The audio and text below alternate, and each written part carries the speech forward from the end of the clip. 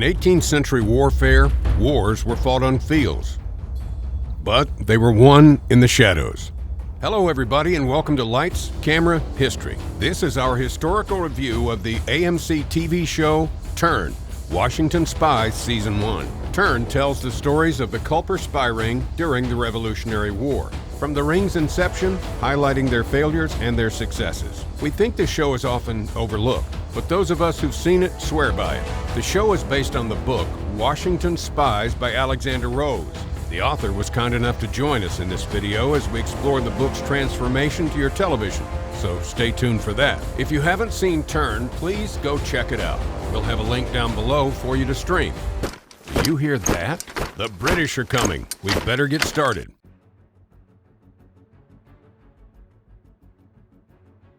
The start of the Culper spy ring came from failure. In 1776, just as New York City was being handed over to the British, a young, ambitious officer named Nathan Hale from Connecticut was given the task of going in undercover in the city as a civilian. He was untrained, lacked resources, and was very trusting to anybody he thought was a patriot as well. Without knowing it, he confided in a Queen Ranger by the name of Robert Rogers. He was taken to British headquarters, confessed, and was hung in September of 1776. You may have heard in school that his last words were, "My only regret that I have but one life to lose for my country." Sounds nice, but it's not true. A British officer recorded his last words as something to the effect of honor, duty, and following orders as a good soldier. With this failure, Washington was going to need a more professional and widespread network that could feed his army information.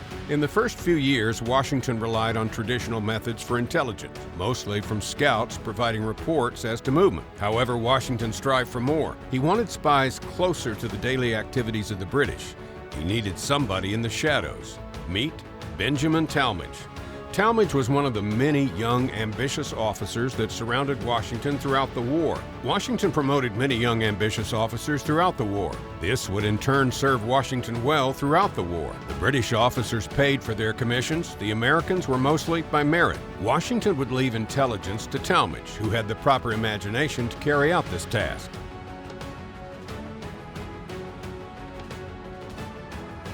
Turn stars Jamie Bell as Abraham Woodhull, Seth Numrich as Captain Benjamin Tallmadge, Daniel Henshaw as Lieutenant Caleb Brewster, Heather Lind as Anna Strong, Megan Warner as Mary Woodhull, Bern Gorman as Major Edward Hewlett, based on Richard Hewlett, and Samuel Roken as Captain John Graves Simcoe, and so many others, but we could be here all day. The show even has a few episodes from Stephen Root, who seems like is in everything. Shout out to Aldous Hodge for having a cool name. The show begins in the autumn of 1776. A struggling farmer named Abraham Woodhull is reliantly recruited to the Secret Service by two childhood friends, Caleb Brewster and Benjamin Tallmadge. Woodhull enlists the help of his ex-lover, Anna Strong, to communicate to a courier with her clothesline. The quiet town of Setauket, a Long Island farming community, is under British occupation. The British have no idea they are surrounded by rebels. The first season has a few running storylines. Some of them include John Andre and his attempts to flip a rebel general to end the war, the capture of Anna Strong's husband, the spy ring's attempt to assassinate a British redcoat named Captain John Graves Simcoe, who is the show's main antagonist. In the middle of all this is a love story between the married Abraham and the clothesline lady, Anna Strong. The show takes you directly to what it was like to be a colonist in 1776 and what occupation felt like. Despite the show taking place during the Revolutionary War, it's not really about the war. It's about these characters, who were real people trying to survive and fight in those shadows in a time when it was hard to tell friend from foe. The show does take some notable liberties with several broad facts concerning the Culper spy ring. For example, the series plotline has the Culper ring developing in autumn of 1776. Actually, the ring was created about 2 years later. In fact, a lot of things are moved up a few years. Andre was not the intelligence chief yet. He was actually a POW during this period. Even when he took the job, he lacked experience and training for it. So him being a master spy is an exaggeration. Tallmadge didn't command the Dragoons yet. His climb to where he is in the show took years to achieve. As for some of the characters, the real Woodhull was unmarried and childless at the time. His mother was still alive, and his father was a known Whig supporter. Father Woodhull would not have been that intertwined in British daily activities. The character of Robert Rogers was born in America. His loyalty was to money, and the British paid more. The largest single issue is the relationship between Abe and Anna Strong. In real life, Abraham was single until 1781 and was much younger than the real Anna Strong. So everything that happens with them for 4 years on the show is fictional. In the 4th episode, Major Hewitt says they've abolished slavery in Great Britain.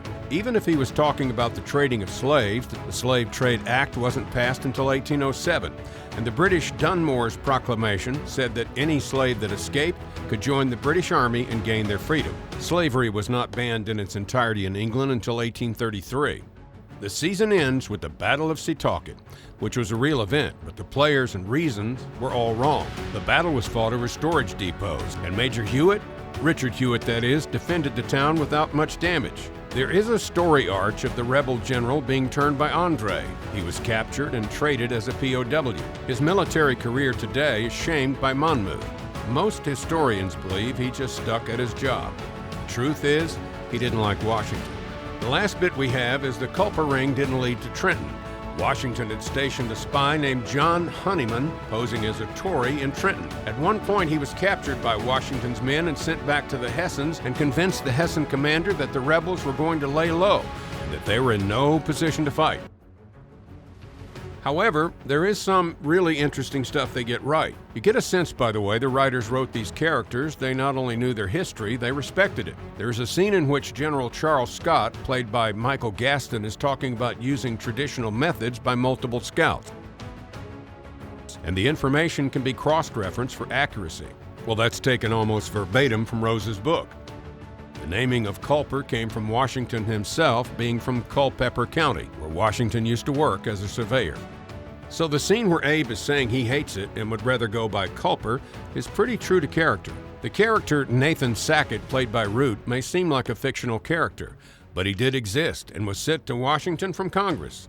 The line about him being a man of secrecy was a letter you can review on the Library of Congress's website's George Washington Archives. In the pilot episode, Woodhull was arrested for trading on the black market. This was a seed moment because it gave Talmadge a chance to talk to Abe. It was just a longer amount of time before things materialized.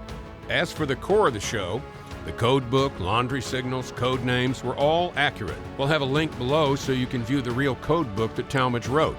So you can 437-442-91-596.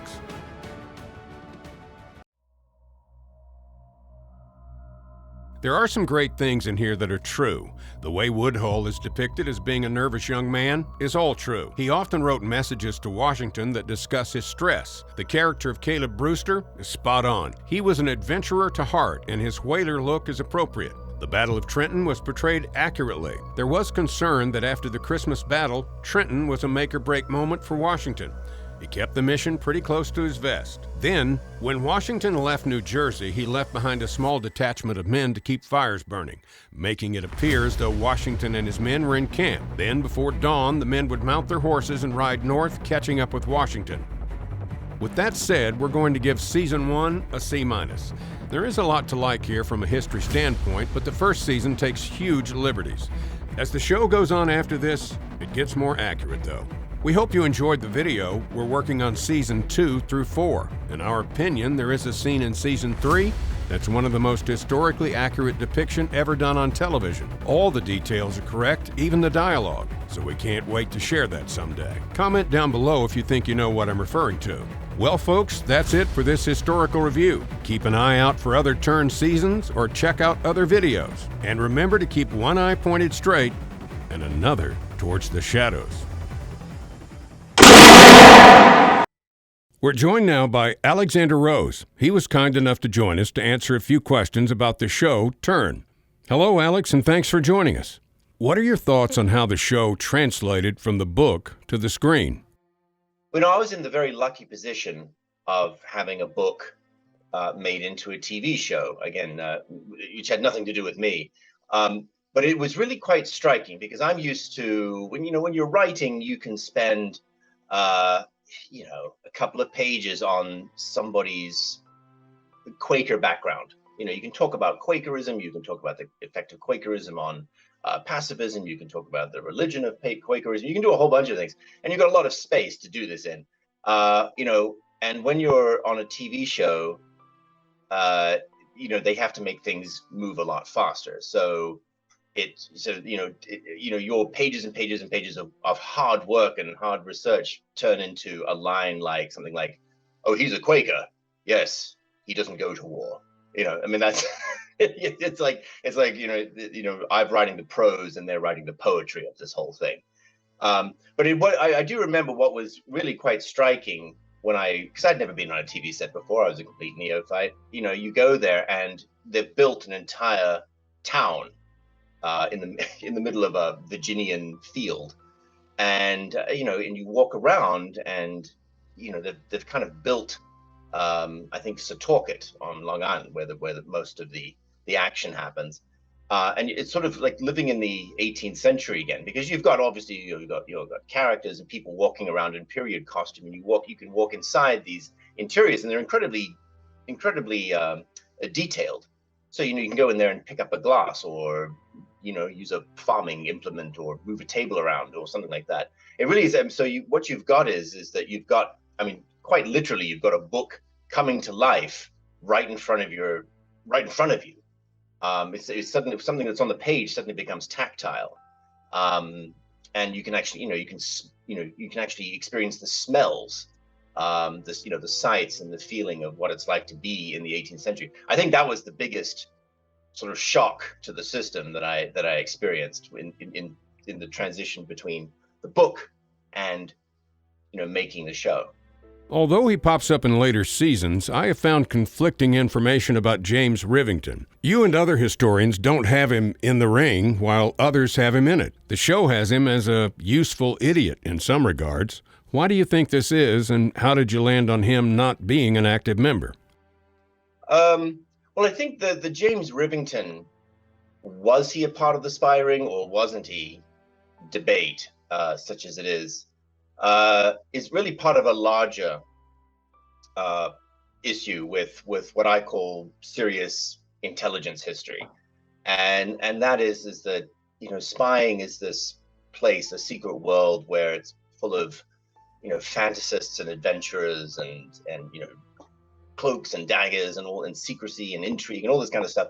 I think people tend to over romanticize and over sensationalize a lot of stuff that goes on in spying, and I think Rivington being a part of the Culper spy ring, like Agent 355, this is my view, is it's entirely made up. There's really no evidence for this at all. It doesn't ring true to what Rivington is or was his character. Rivington was a Tory printer, and he was something of a pre-yellow journalist.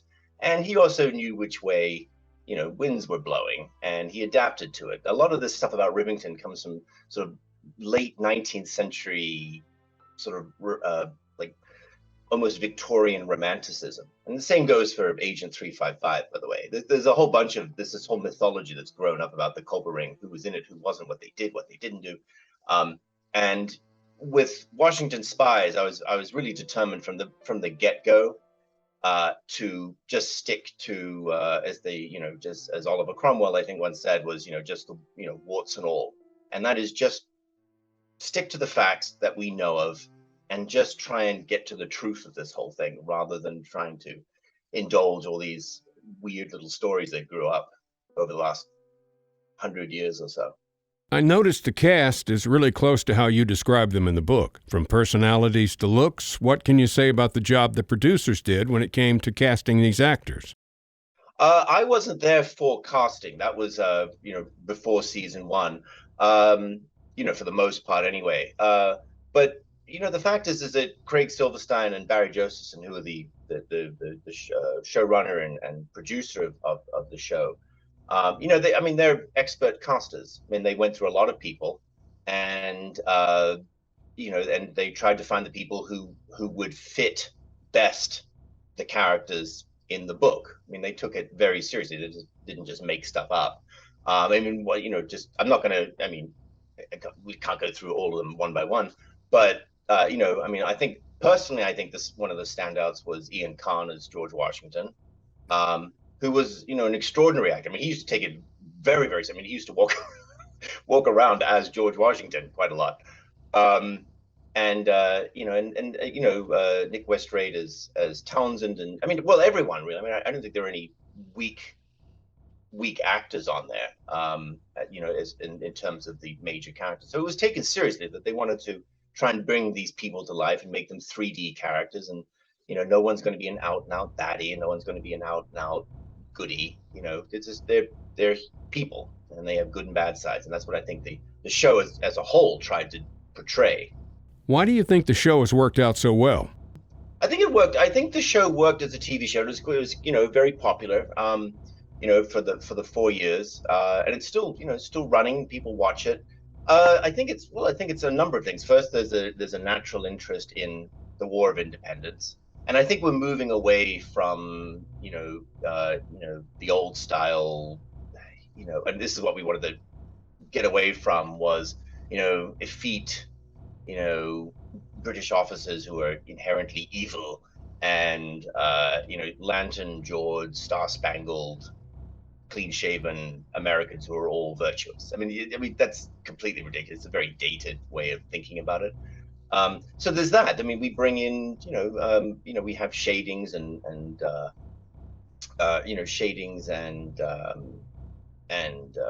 nuances that I think that you don't usually see in Revolutionary War shows or movies. Secondly, at the end of the day, it's a cracking good story. I mean, everyone likes to, identify with the heroes. Sometimes it's funny. We put in a lot of jokes. We used to, whenever we could, we put in a New Jersey joke for no real reason, except that a couple of us are from New Jersey and thought it was funny. There's a lot of, the interaction between the characters and the actors and so on, and also, people like spy stuff. So we focused, especially after season 1. I think there was what we did in season 1, I believe, was that we mostly focused on character and situation. We sort of built it up. Some people say it's a little slow.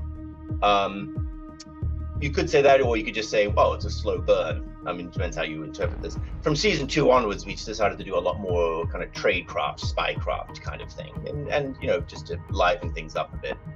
And I think one of the last reasons that people like the show is that it doesn't it doesn't lie to you. I mean, you see, or it breathes a kind of, well, it tries to resurrect a kind of spirit of authenticity about the Revolutionary War. What it was like to live in late 18th century New York and the surrounding area, what it was like to be a part of the revolution or the War of Independence, and the travails and the challenges and the perils that normal people faced during these tough times. I mean, that's what I think it really brought the age, the spirit of the age alive. That's what I think. Was there anything awesome in the show that came to life from the book, like something from your imagination coming to fruition? I think, at the risk of sounding cheesy, I think, or obsequious, a lot of it came across as that, especially when you're on set. I mean, and you're walking around, and as I said, you can walk into a tavern that the set decorators and the carpenters and the electricians have spent a week or two designing, and it looks like an 18th century tavern, probably a little less smoky though. Again, what you also get is an appreciation for how difficult things are. And what I mean by that is, I wrote in my, talked about in my book, Men of War, which is about, the combat experience at Bunker Hill and Gettysburg and Iwo Jima. It's very easy for me to write. And yes, and then they did drilling, and, they can keep a line of men in line, marching at a 60 step a minute cadence, and then they would prepare their muskets for firing and then stand in a line and fire them. It's very easy to write that stuff. when you're actually on a set and you're there with the military trainers and the military advisors and so on, and you've got a bunch of extras who have never been in uniform before, let alone an 18th century one, and you're trying to train them to walk in a straight line and make it look real and walk at a consistent pace and keep straight, march across a field, then start preparing muskets, ramming the the ramrod and the powder and the ball and so on. And you realize that it's incredibly difficult to do, and because people just get out of sync, they get out of line. People, there's uneven ground, people trip up. I mean, it's very difficult to do, and that's just with, say, a line of 20. You try doing that with 1,000 or something like that, and you realize how difficult it was to control 18th century armies actually on a battlefield. So I think that's what really brought it home to me, was this idea that, when you transfer something from a page to real life, suddenly, as Clausewitz said On War, in war, everything, the simplest things become very difficult, and you kind of realize that really brings home to you what it was like living at that time. So I think that's what really stuck out in my head. Well, Alex, once again, thanks for doing this. It was a real pleasure chatting with you. And of course, we'll have a link to his book in the description. Until next time, thank you all for watching.